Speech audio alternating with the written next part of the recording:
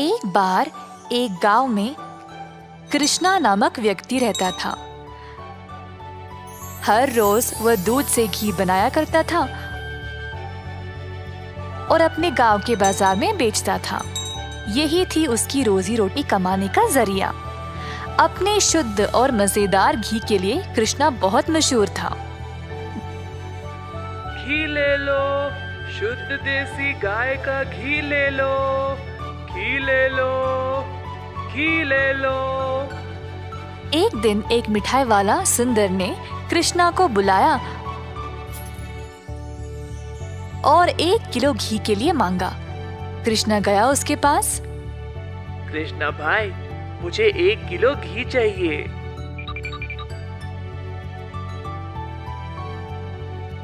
कृष्णा घी को तोलने लगा।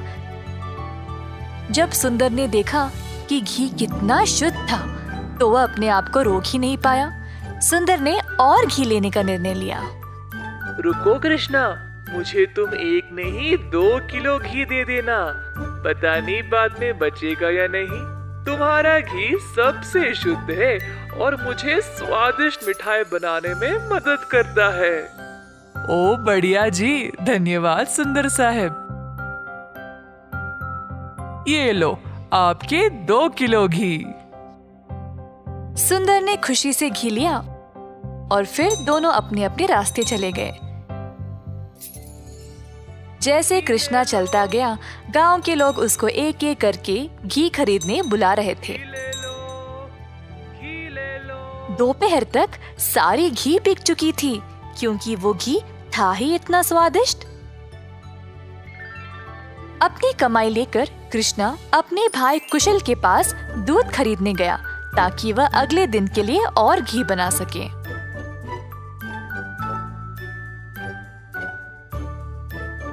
हर रोज कुशल देखता था कि उसका भाई बहुत घी बेचकर अच्छा पैसा कमा रहा था और उसका कारोबार दिन पे दिन और भी ज्यादा बढ़ने लगा।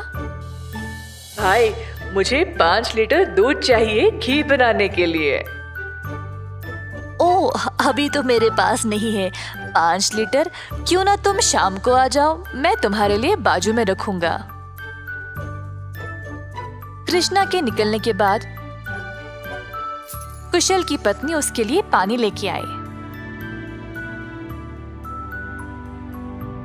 देखा कमला, कृष्णा की तो किस्मत ही बदल रही है।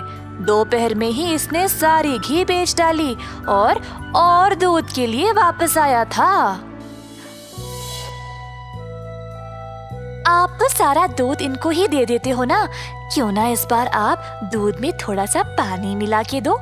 इस तरह हम भी ज्यादा पैसा कमा सकते हैं। कुशल ने अपनी पत्नी की बात मान ली और शाम को जब वह गाय से दूध निकालने गया तो उसने दूध में पानी डालकर कृष्णा के लिए बाजू में रखा। अब कुशल रोज यही करने लगा। धीरे धीरे वह पानी की मात्रा और भी बढ़ाने लगा। अब कृष्णा इस बात से अनजान समझ नहीं पाया कि उसकी घी की शुद्धता दिन पे दिन कम क्यों होती जा रही। इस वजह से उसके बहुत सारे ग्राहक भी कम होते गए। अब कृष्णा दूध की गुणवत्ता को जांचना चाहता था तो उसने दही जमाया। जब दही जमा तो उसने ऊपर इतना सारा पानी देखा। शायद गाय की सेहत ठीक नहीं है, इसीलिए अच्छा दूध नहीं दे रही होगी। मैं कुशल को ये बात बोलता हूँ। जब कृष्णा कुशल के घर गया तो उसने अपने भाई और उसकी पत्नी को दूध में पानी मिलाते हुए देख लिया। अब उसको समझ आ गया कि उसकी घी की शुद्धता इतनी कम क्यों हो गई थी। ना जानते हुए कि वह क्या करे और बिना कुछ कहे कृष्णा वहां से निराश होकर चला गया। अब कृष्णा ने अपनी कमाई से 2 गाय खरीदे और खुद दूध निकालना शुरू किया। अब फिर से कृष्णा अच्छी वाली शुद्ध घी बनाने लगा। कृष्णा ने अपनी एक छोटी सी दुकान खोल ली जहाँ पे वो शुद्ध देसी घी बेचने लगा। उसी समय सुंदर उसके पास आया और बोला, हाय कृष्णा, पिछले कुछ दिनों से घी कुछ ठीक नहीं है। मेरे मिठाइयों के लिए अच्छे ग्राहक थे, केवल आपकी शुद्ध घी की वजह से। उम्मीद है अब आप अच्छा घी बना रहे हो। मैं चाहता हूँ कि मेरे ग्राहक वापस आ जाए। आप ये 2 गाय देख रहे हो, ये मैंने ही लाए हैं अब खुद दूध निकालने।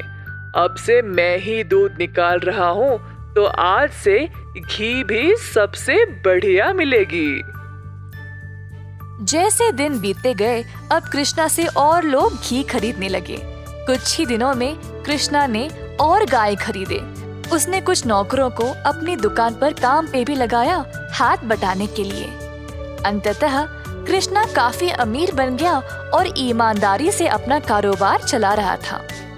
इसी दौरान कुशल, जिसने अपने ही भाई की प्रतिष्ठा को बर्बाद करने की कोशिश की, गांव में अपने मिलावटी दूध के लिए पकड़ा गया। अब कुशल दूध भी नहीं बेच पाया और जल्द नुकसान में पड़ गया।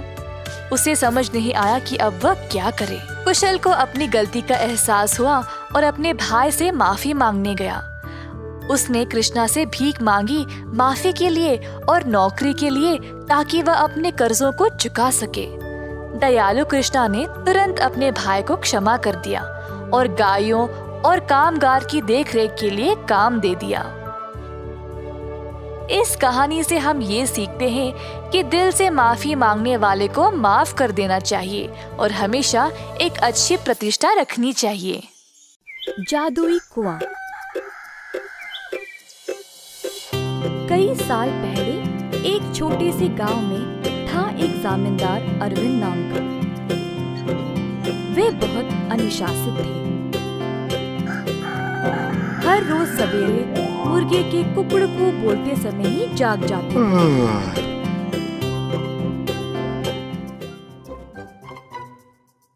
फिर अपने नौकरों को जगा के उन्हें काम पे भेजते थे। चंद्रा और सूरी नामक 2 मुलाजिम जमींदार के लिए काम पे नए नए आए हुए थे, परंतु वे दोनों काफी आलसी थे और सवेरे उठ के खेत में जाना उनके लिए बहुत कठिन लग रहा था। दोनों एक कुएं के पास सोते थे।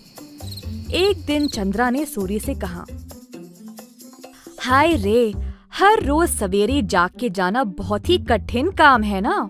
सूरी को भी ऐसा ही लगा। हाँ चंद्रा, परंतु हम करे तो क्या करे, मुर्गे के कुकड़कू से ही जमींदार जी जाग जाते हैं। अरविंद जी ने इन दोनों का व्यवहार ध्यान से और चुपचाप से जांचा। आखिरकार उन्होंने एक दिन उन दोनों को सबक सिखाना चाहा। एक दिन जब दोनों सो रहे थे, कुएं के अंदर से आवाज आई, सूरी, कितनी देर और सोओगे? उठो और काम पे निकलो।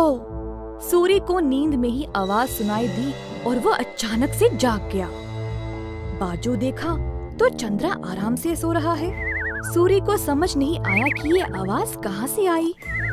बुरा सपना मान के वो फिर से सो गया। अगले दिन की बात है और दोनों उसी कुएं के पास सोए थे। इस बार कुएं वाली आवाज चंद्रा को सुनाई दी। वो भी अचानक से जाग गया।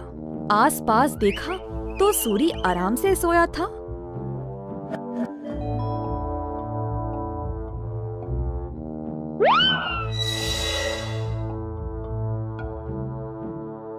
कोई बुरा सपना था शायद, ऐसा सोचकर वो भी फिर से सो गया। अगले दिन जब वे दोनों फिर से वहीं पे सो रहे थे, अचानक से एक खतरनाक आवाज सुनाई दी। दोनों एक साथ जागे और डर गए, एक दूसरे को देखने लगे। भाई सूरी, आपको भी सुनाई दिया क्या? हाँ चंद्रा, मैं बहुत डर गया और ये कोई बुरा सपना भी नहीं है। ये भयानक आवाज इस कुएं से आ रही। मैं काम पे निकल रहा हूँ, तुम्हें आना तो आओ। रुको रुको, मैं भी आऊंगा। उस दिन दोनों ने बहुत मेहनत से खेत में काम किया और दोपहर में भोजन के समय जमींदार जी के पास आए। खाना खाते समय दोनों की शक्ल पे सिर्फ परेशानी लिखी हुई थी। जमींदार जी ने पूछा कि हुआ क्या। चंद्रा और सूरी ने सारी घटना सुनाई। ये सुनकर जमींदार जोर जोर से हंसने लगे। सुनो तुम दोनों, वो कोई भूत या बुरा सपना नहीं था। मैंने देखा कि तुम दोनों कुछ ज्यादा ही आलसी थे, इसीलिए तुमको सबक देना चाहा। कुएं के पास वो मैं ही था जो आवाजें निकाल रहा था। अब आई समझ। अब से ये सुस्ती छोड़ो और ठीक से काम करो। उस दिन से सूरी और चंद्रा ने अपनी आलस्य छोड़ा और खेत पर पूरी मेहनत से काम किया। अच्छे से अपनी रोजी रोटी कमाई और खुशी से जीवन बिताया। एक बार गोपी नामक एक किसान रहता था।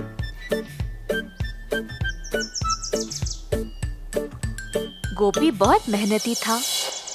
सब लोग उसको पसंद करते थे और उसके साथ अच्छा व्यवहार करते थे।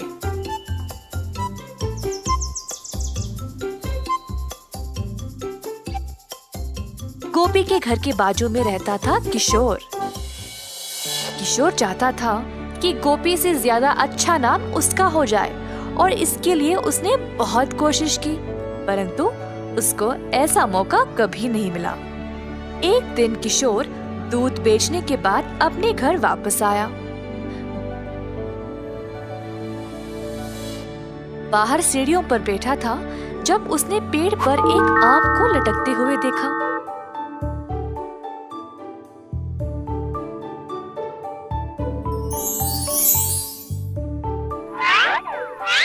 उसने आम को तोड़ा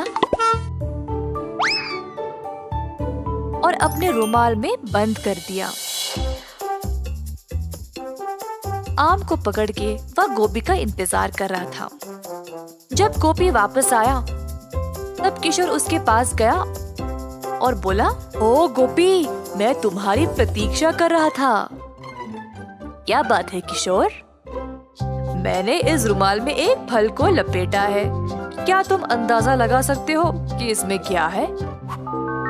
अगर तुमने सही जवाब दिया तो तुम खुद अपने हाथों से मेरे घर से जो मर्जी ले जा सकते हो।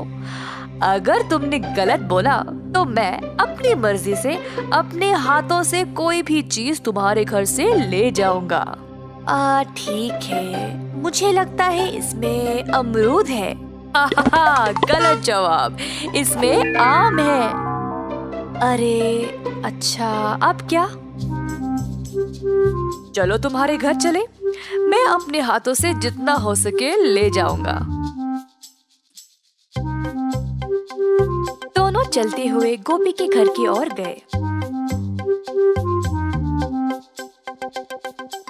घर में प्रवेश करने से पहले किशोर को दरवाजे के पास एक सीढ़ी दिखाई दी। तुरंत उसको उठा के बाजू में डाल दिया और घर के अंदर चला गया, परंतु गोपी वहीं पे खड़ा रहा। गोपी, वहीं क्यों रुक गए?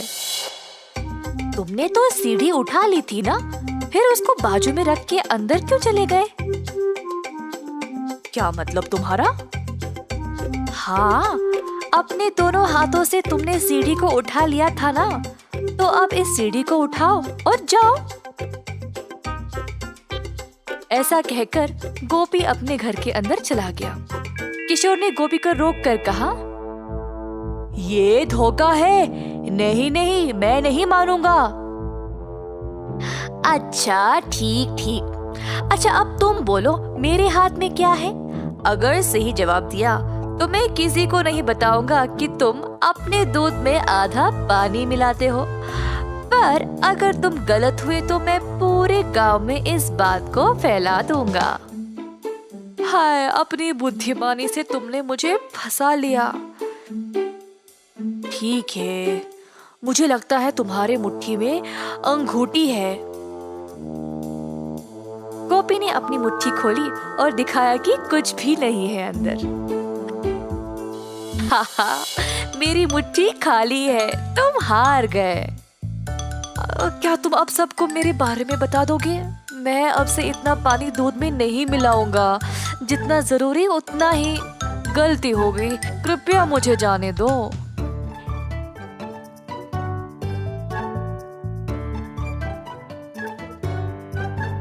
इस कहानी से हम ये सीखते हैं कि आत्म अनुशासन के बिना सफलता असंभव है।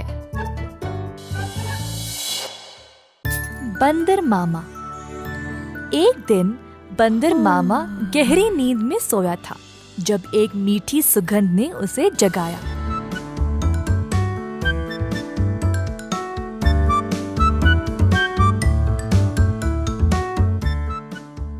अपनी टोपी और जूते पहनकर बाहर निकल पड़ा खुशबू सूंघते सूंघते। बंदर मामा ने देखा कि ये सुगंध एक मिठाई की दुकान से आ रही थी। अंदर गया तो उसने कई प्रकार की मिठाइयों को देखा। एक लड्डू को देखकर बंदर के मुंह में पानी आ गया। जैसे ही बंदर लड्डू को उठाने गया, दुकान की मालकिन भालू ने बंदर का हाथ पकड़ के रोक दिया। बंदर भालू की ओर देखकर डर गया, तुरंत पीछे मुड़कर रोते रोते घर वापस भाग गया।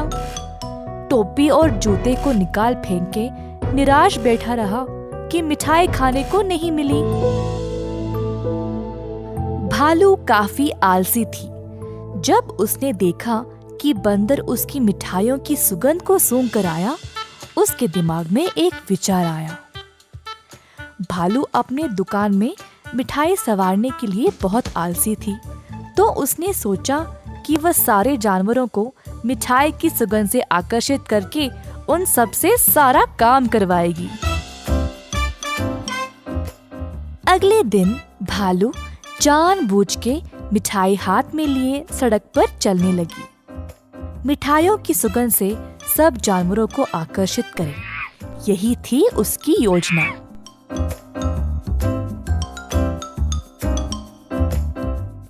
खुशबू फिर से बंदर मामा तक पहुंच गई। इस बार बंदर मामा से रहा नहीं गया और उनका जी ललचाया। वह किसी भी हालत में मिठाई खाना चाहता था। बंदर मामा चुपके से दुकान के बाजू वाले पेड़ पर लटकने लगा। जब भालू देख नहीं रही थी, तब बंदर मामा ने लड्डू उठाया और झट से मुंह में डाला। परंतु लड्डू गरम गरम था और बंदर मामा का मुंह ही जल गया। बंदर मामा को बहुत गुस्सा था।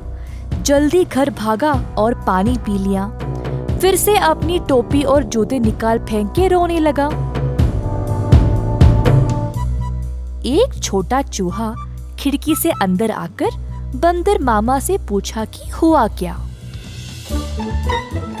बंदर ने सारी घटना चूहे को सुनाई। चूहे ने बोला कि उसके साथ भी ऐसा ही कुछ हुआ था। हमारे साथ भी कुछ ऐसा ही हुआ था। हमें भी वो मिठाई चखनी है। मेरे पास एक योजना है, लेकिन कुछ दोस्तों की मदद की आवश्यकता होगी। चूहा जल्दी से गया और कुछ दोस्तों को लेकर बंदर मामा के घर वापस आया। चूहे की योजना के अनुसार सारे जानवर दुकान के खुलने से पहले ही वहां पहुंच गए।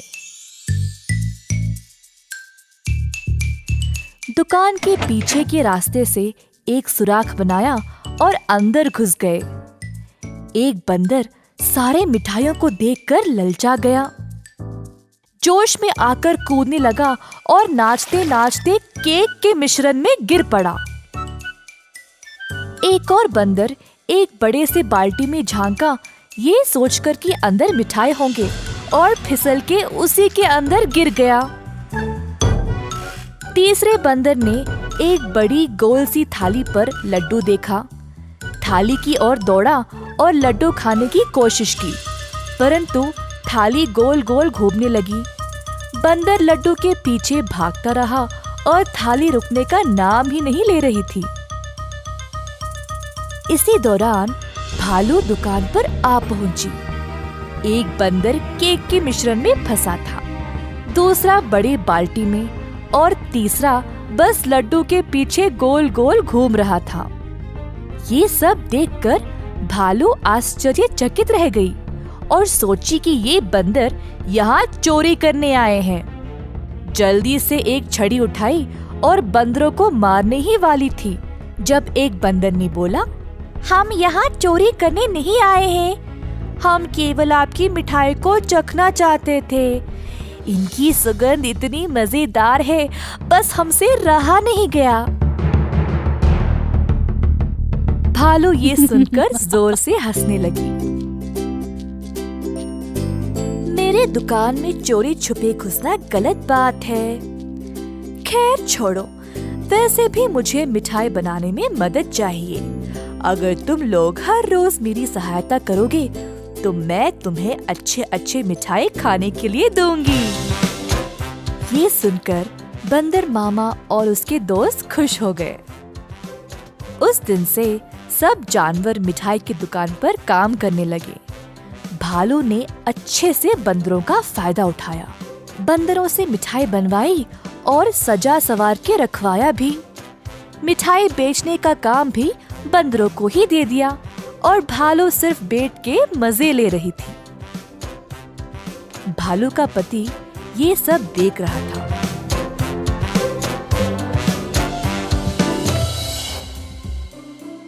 तुम तो रोज इतना काम करती हो, परंतु आज आराम से बैठकर मिठाई खा रही हो। दुकान भी बंदरों से भरा पड़ा है। ये क्या हो रहा है यहाँ पे? बंदरों ने मेरा काम आसान कर दिया है। वे खुशी खुशी सारा काम कर रहे हैं और बदले में मुझे ज्यादा कुछ देने की आवश्यकता भी नहीं। बस दिन में एक एक मिठाई देके काम चला रही हूँ। बंदर मामा कोने में इन दोनों की बातें सुन रहा था और ये सब जानकर उसे बुरा लगा। बंदर को एहसास हुआ कि भालू उसका और उसके दोस्तों का इस्तेमाल कर रही थी। बंदर मामा आगे आया और बोला, भालू जी, हमें आपकी मिठाई बहुत ही ज्यादा पसंद है, परंतु आप हमारी इस कमजोरी का फायदा नहीं उठा सकती। ऐसे स्वार्थी बनके किसी को इस्तेमाल करना गलत बात है। आपको दिखता नहीं हम सब यहाँ कितना मेहनत कर रहे हैं। अंत में भालू को अपनी गलती का एहसास हुआ और सुधार लाना चाहा। उस दिन से भालू और उसका पति दोनों दुकान पर जाकर बंदरों का हाथ बटाने लगे और सही पगार भी देने लगे। बंदर मामा खुश था कि भालू ने उसकी बात मानी और अपने व्यवहार को बदल डाला।